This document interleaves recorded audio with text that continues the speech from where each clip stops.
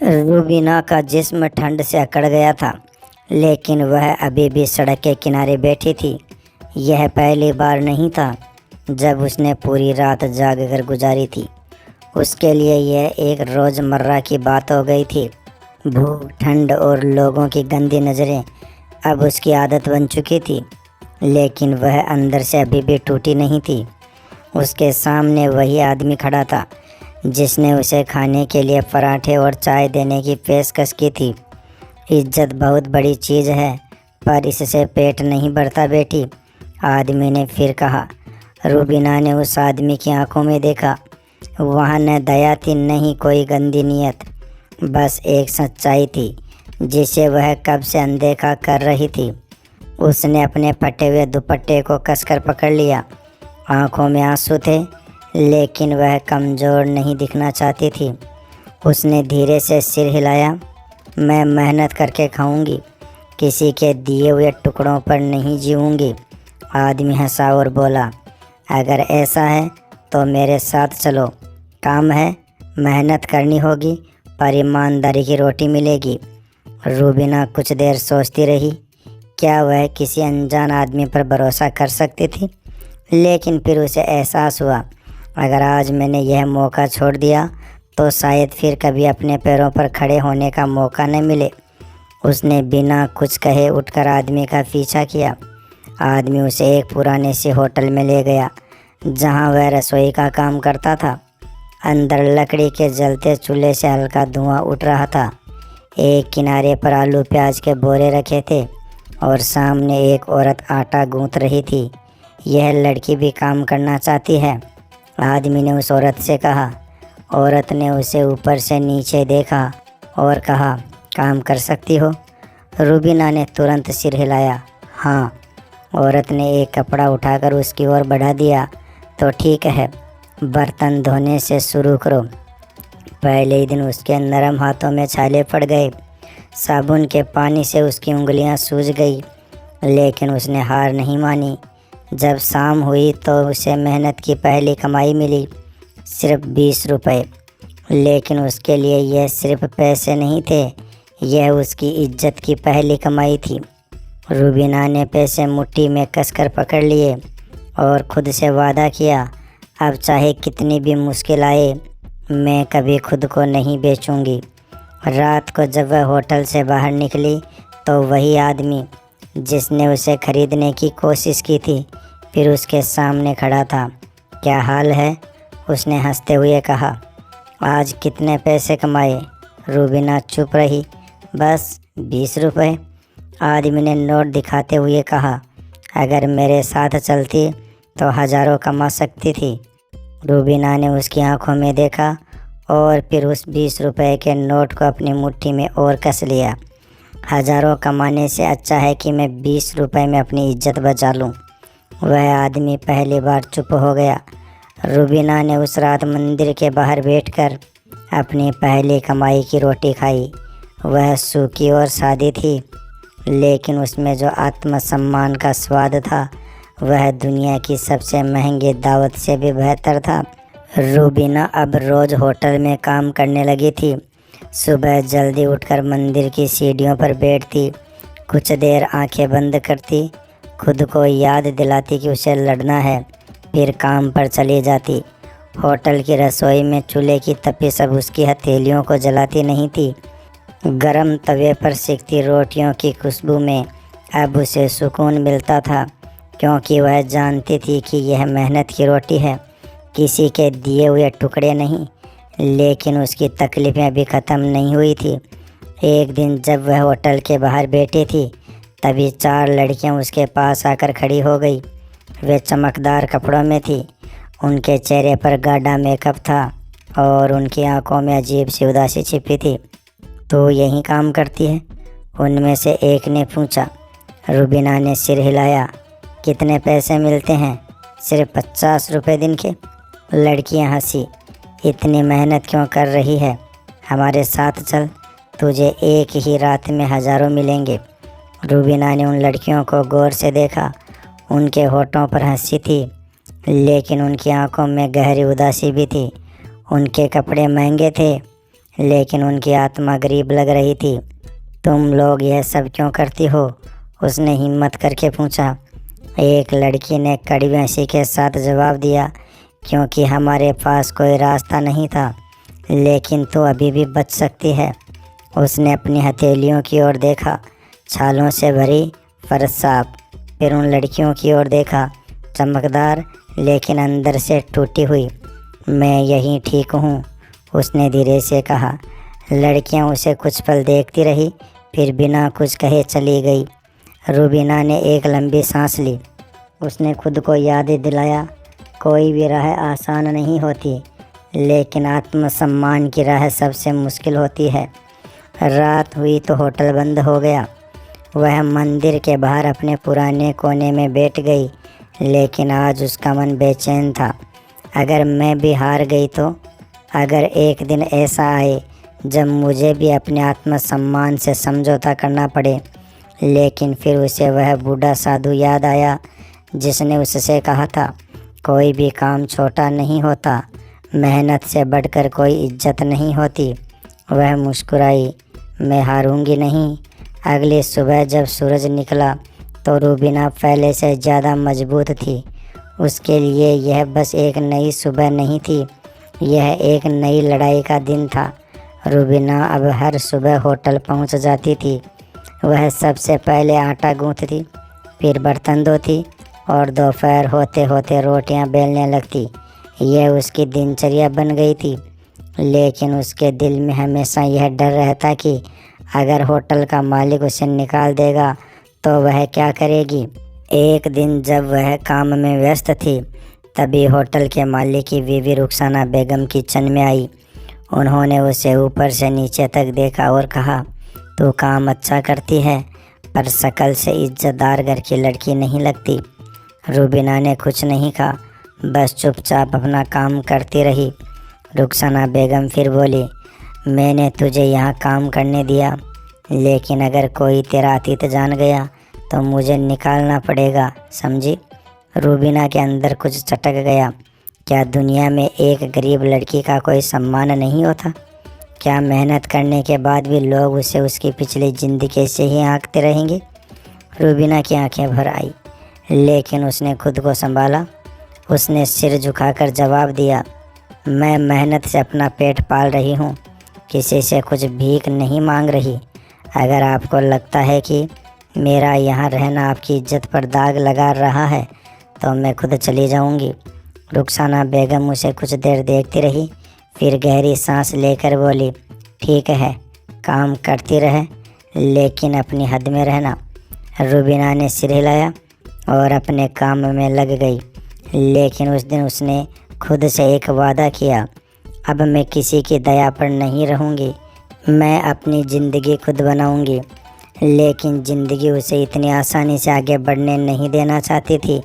रात के समय जब वह होटल से बाहर निकली तो फिर वही आदमी उसके सामने खड़ा था, जिसने पहले भी उसे खरीदने की कोशिश की थी। अभी भी मेहनत कर रही है? उसने हंसते हुए कहा। रूबीना ने कोई जवाब नहीं दिया। आदमी ने फिर कहा, सुन, मैं तुझे एक आखिरी मौका दे रहा हूँ, मेरे साथ चल, तुझे वो सब मिलेगा जो तुझे कभी नहीं मिल सकता। रूबीना ने उसकी आंखों में देखा, वहाँ सिर्फ हवस थी, सिर्फ एक बाजारू सोच। नहीं चाहिए मुझे तुम्हारा पैसा, उसने सख्ती से कहा। आदमी गुस्से से आगे बढ़ा, अकड़ मत दिखा, वरना तेरा अंजाम अच्छा नहीं होगा। लेकिन इस बार रूबीना डरी नहीं। उसने सीधा उसकी आंखों में देखा और कहा, अंजाम मैं खुद तय करूँगी, तुम नहीं। रूबीना ने उस रात खुद से फिर वादा किया, अब मैं सिर्फ जिंदा नहीं रहूँगी, बल्कि अपनी ज़िंदगी खुद बनाऊँगी। रूबीना के लिए अब हर दिन एक नई जंग थी। होटल में काम करना उसके लिए सिर्फ पैसा कमाने का जरिया नहीं था, बल्कि यह उसके आत्मसम्मान की लड़ाई थी। लेकिन यह लड़ाई सिर्फ बाहर वालों से नहीं थी, बल्कि उसके अंदर भी एक संघर्ष चल रहा था। संघर्ष खुद को साबित करने का, संघर्ष दुनिया को दिखाने का कि एक लड़की सिर्फ जिस्म नहीं बल्कि मेहनत से भी अपनी पहचान बना सकती है। एक दिन जब वह होटल पहुंची तो मालिक ने उसे अपने पास बुलाया। सुन, आज से तू सिर्फ बर्तन नहीं धोएगी, तुझे काउंटर पर भी बैठना होगा। रूबीना चौंक गई। मुझे काउंटर पर? हाँ, तू पैसे का हिसाब किताब भी संभाल। तुझ पर भरोसा किया है, देख इसे मत तोड़ना। यह पहली बार था जब किसी ने उस पर भरोसा किया था। अब वह काउंटर पर बैठने लगी थी। धीरे धीरे वह ऑर्डर भी लेने लगी, होटल के कामों में ज़्यादा शामिल होने लगी। लोग उसकी मेहनत देखकर दंग रह जाते, लेकिन जहाँ मेहनत होती है वहाँ जलन भी होती है। होटल में काम करने वाले कुछ लड़कों को यह पसंद नहीं आ रहा था। एक लड़की हमारी बराबरी में काम करेगी, आज यह काउंटर पर बैठी है, कल होटल भी संभाल लेगी। उनमें से एक ने गुस्से में कहा, इसका घमंड तोड़ना पड़ेगा। रात को जब होटल बंद हुआ और रूबीना अपने सोने की जगह की तरफ जा रही थी, तभी उन लड़कों ने उसे घेर लिया।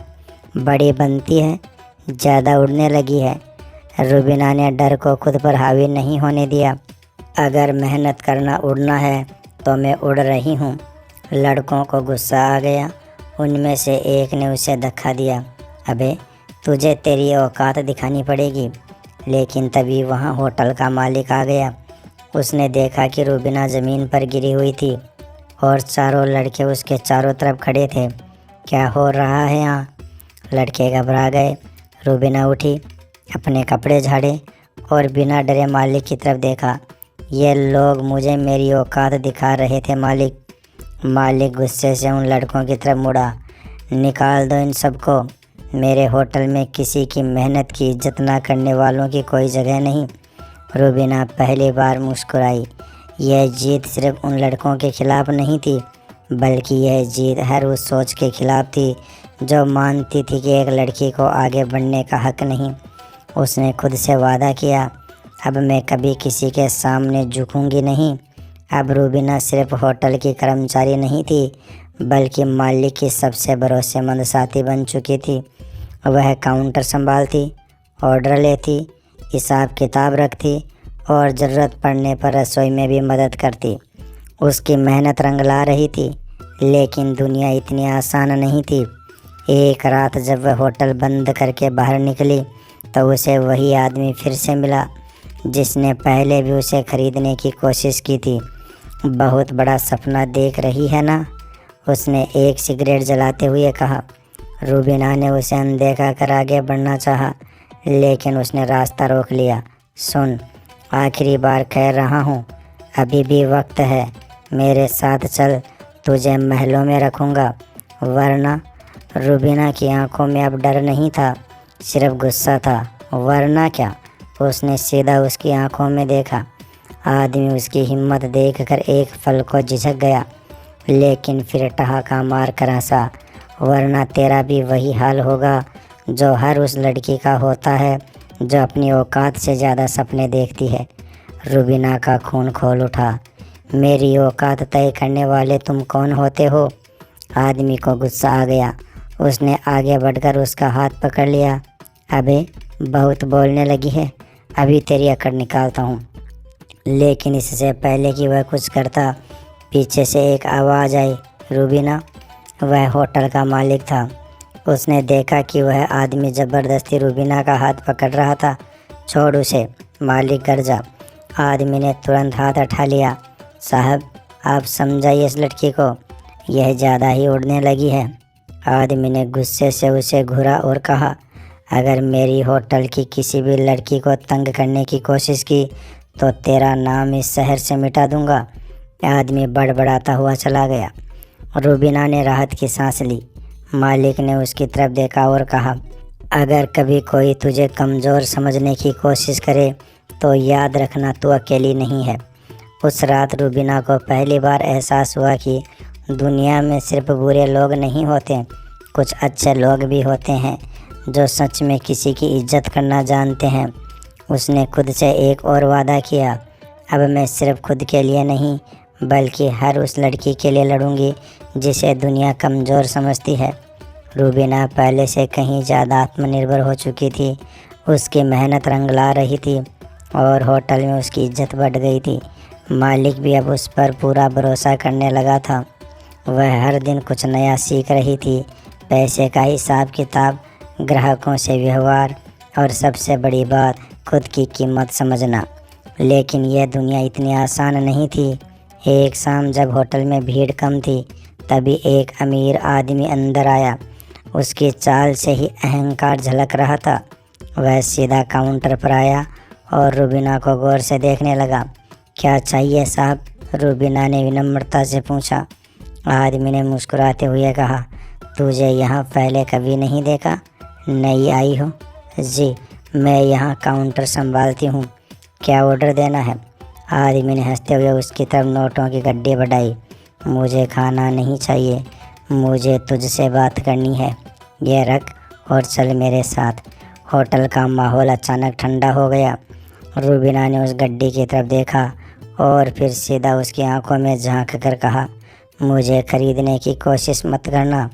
आदमी ने हंसते हुए कहा, अरे नखरे मत दिखा। मैंने आज तक जिसे चाहा है उसे खरीदा है, तुझे भी खरीद लूँगा। रूबीना ने बिना एक पल गवाए नोटों की गड्डी उठाई और होटल के चूल्हे में डाल दी। चारों तरफ सन्नाटा छा गया। आदमी की आंखों में गुस्सा भर आया। तेरी इतनी हिम्मत? तू जानती भी है मैं कौन हूँ? रूबीना का चेहरा शांत था, लेकिन उसकी आवाज़ में एक अजीब ताकत थी। मैं जानती हूँ कि तुम जैसे लोग सिर्फ पैसे की भाषा समझते हो, लेकिन मैं कोई बिकाऊ चीज़ नहीं हूँ। अगर तुमने दोबारा ऐसी हरकत की तो सिर्फ पैसे नहीं बल्कि अपनी इज्जत भी जलती हुई देखोगे। होटल के बाकी कर्मचारी और ग्राहक चुपचाप इस पूरे दृश्य को देख रहे थे। मालिक भी बाहर आ चुका था। आदमी गुस्से से तिलमिला उठा। देख लूँगा तुझे, कहकर वह बाहर निकल गया। उस रात होटल में हर कोई चुप था, लेकिन सबकी आंखों में एक नई इज्जत थी रूबीना के लिए। उसने खुद से एक और वादा किया, अब मैं कभी किसी के पैसों के आगे नहीं झुकूंगी, चाहे दुनिया मेरे खिलाफ ही क्यों ना हो जाए। रूबीना ने अपनी ज़िंदगी की सबसे बड़ी जंग जीत ली थी। अब वह सिर्फ एक होटल की कर्मचारी नहीं थी, बल्कि एक मिसाल बन गई थी।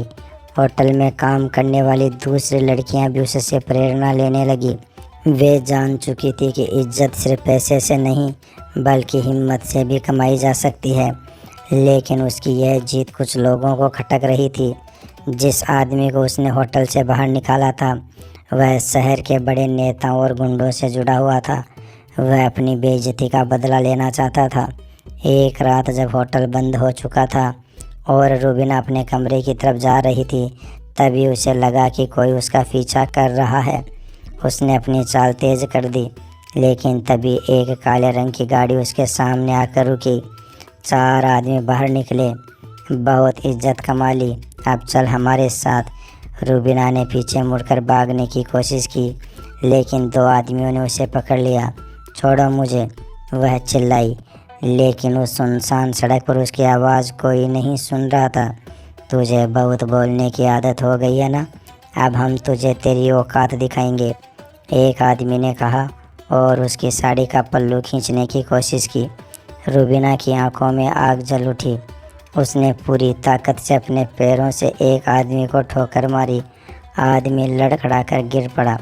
बाकी तीनों उस पर झपटे, लेकिन तभी एक ज़ोरदार आवाज़ गूंजी, रुको। होटल का मालिक और कुछ ग्राहक वहां पहुंच चुके थे।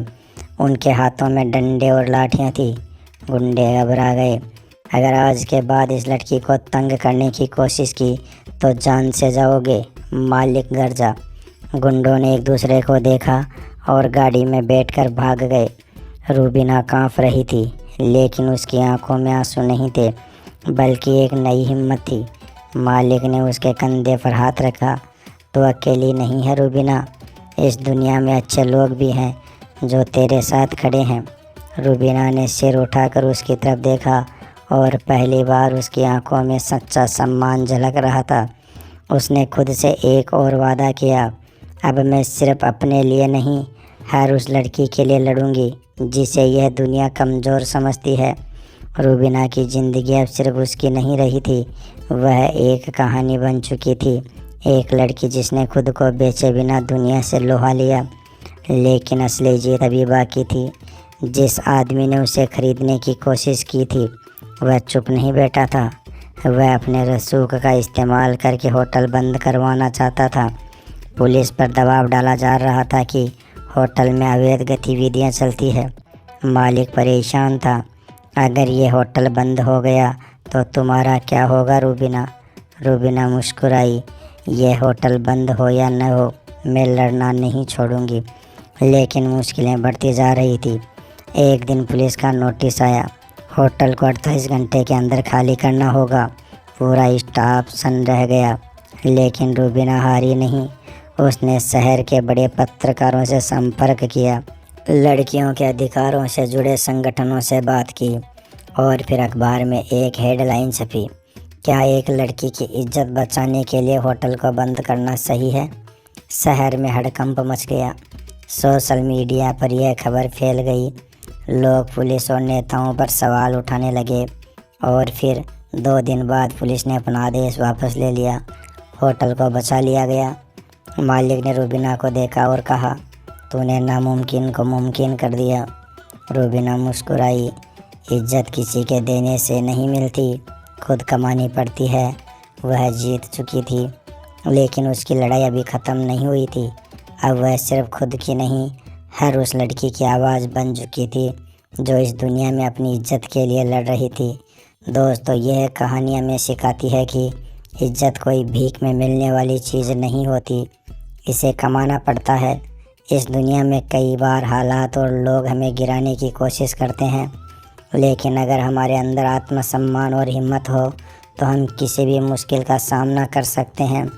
इंसान की कीमत इसके आत्मसम्मान से होती है, न कि पैसे से। हर चुनौती हमें मजबूत बनाती है। अगर हम हार मान ले तो दुनिया हमें कुचल देगी, लेकिन अगर डटकर सामना करें तो यही दुनिया हमें सलाम करेगी। दोस्तों, वीडियो पसंद आया हो तो लाइक और शेयर ज़रूर कर देना।